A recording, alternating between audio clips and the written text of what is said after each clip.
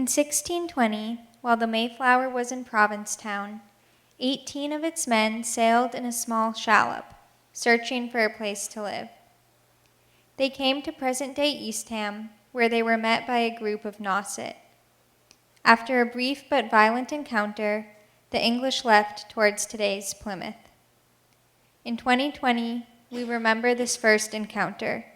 We explore its meanings for today and tomorrow. Good evening. Welcome to our Sunset Series. I'm happy to be with Jennifer Smith, who's Executive Director of the Community Health Partnership of Honduras. Welcome. Thank you. Some of you may be able to catch an earlier episode of our Sunset Series where Jennifer and I spoke about her first several decades working with the Eastham Fire Department. But now I'd like to speak to you about your work currently in Honduras.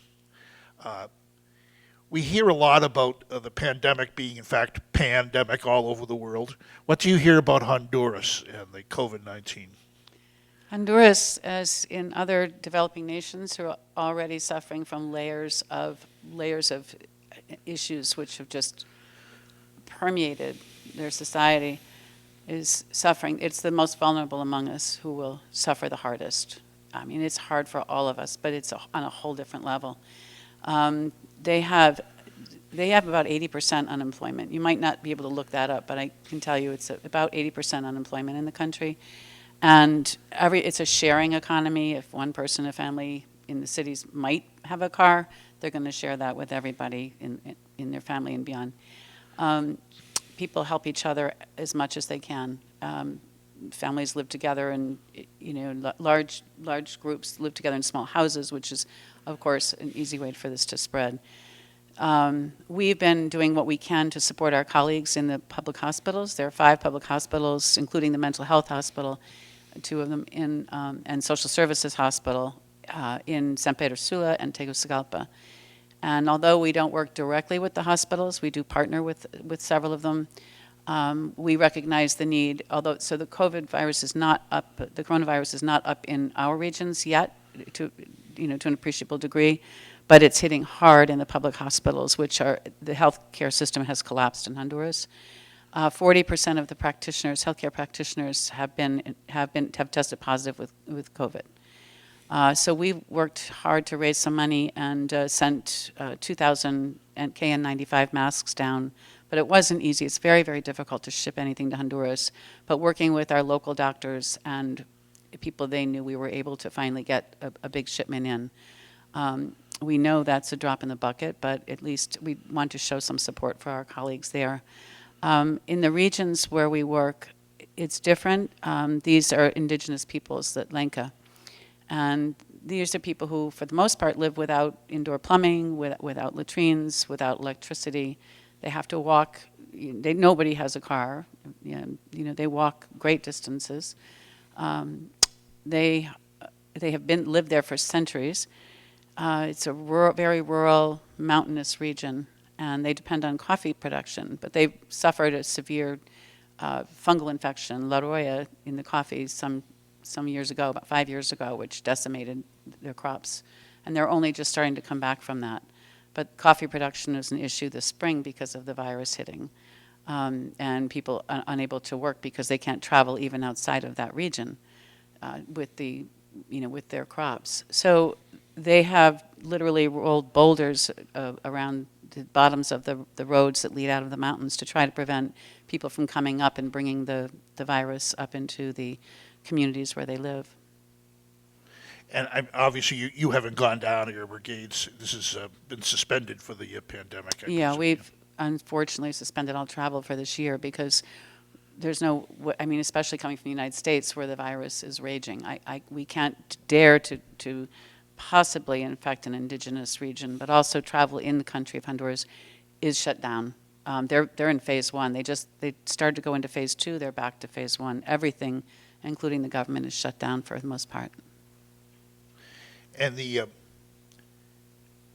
future is bleak with 80% unemployment, with horrific poverty that we wouldn't believe, with the COVID-19 still in complete shutdown at this moment, with the health system, 40% of the healthcare workers testing positive.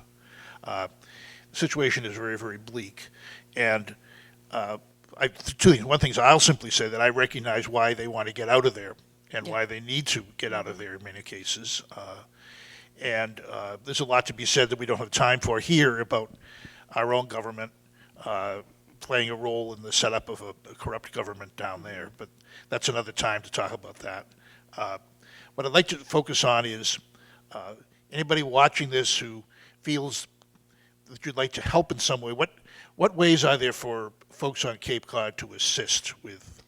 Right now, what we're doing is, well, we're going to be doing some fundraising. We had many projects and programs, including a big house build we were going to do this year. We were going to build a big house in the community that we are based in, and that was for the university to use as well as other NGOs, and for us to be sending. We've brought a lot of donated dental equipment down last year. So we were going to be sending regular brigades of dentists up there. We had so many plans, but everything is off the table right now. So right now, we're really needing to raise some money to support what we can do. We had a lot of kids that we get surgeries, cancer treatment for children, mental health. We coordinate with logistics so people can get out and get the help that they need, but again, they can't travel. So we have to really rework and reimagine everything that we can do. So we're going to be buying medications in the country because we can't ship them in. Buy them in the country and then have our doctors coordinate a program to send them up to the regions. And then we are working on getting a plane to go down through the Denton program that's affiliated with the U.S. government and USAID. So I'm hoping that we can get that plane out by sometime this fall. So we'll be trying to get as many resources as we can to send down. So to raise money for that, there's a website, I presume? Yes. And so we're going to show, you could tell us, what is the website? We're going to show it on the screen. That would be better, right yes. now. It'll be right there in the screen. Yeah, rather than have me give misinformation. So that website is the one that you send to. Very important to donate for these folks. Any other ways that we can help? How do people consider sometime in the future maybe going there to help, to be part of the brigades? We have a volunteer application on our website, and I'd be very interested. You can put my phone number up as well, if anyone wanted to call and ask any questions. Or I'm happy to. Well, of course, these days it's a little harder, but I always enjoy going out and talking about our work and answering questions or meeting with people. So. Right, and there will come a time when you're able to do that again. And for people to devote themselves to going down to Honduras for a while takes advance notice in any event. So, yeah. And I certainly know how important that is to actually be there with people rather than just think about them. Yeah. So thank you very much for being with us, Jennifer. We much appreciate your work and wish you very great success because the people depend upon all of this. Thank you. Thank you, Tom. I really appreciate being asked. Thanks. My name is Joanna Hollick. I'd like to share an invitation with you regarding Eastham 400's other series, the Campfire Series. The Campfire Series is a series of hour-long presentations each Sunday in July and August that delve more deeply into some of the topics we discuss here on the Sunset Series. We are happy to announce that our last campfire will be held in person. On Sunday, August 30th, the campfires will occur at the Eastham Windmill at 6 p.m.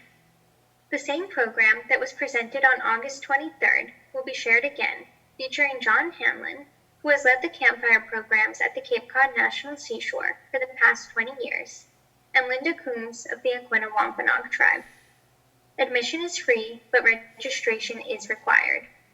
Please sign up for these events using the form on eastham400.org. We are looking forward to these events and hope to see you there.